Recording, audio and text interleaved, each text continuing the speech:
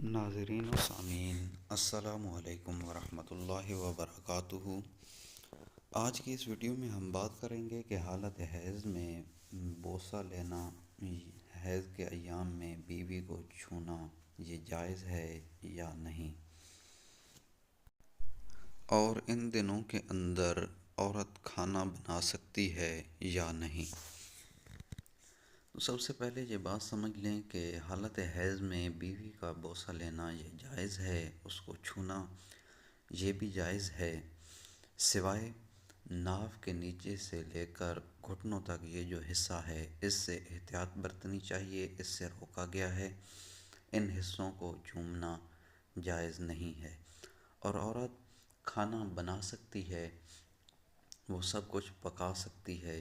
یہ یہودیوں کی روایات تھیں کہ وہ ان ایام مخصوصہ کے اندر عورت کے ہاتھوں کا بنا ہوا کھانا بھی نہیں کھاتے تھے اور انہیں گھروں سے بھی نکال دیتے تھے، بالکل انہیں بے دخل کر دیتے تھے۔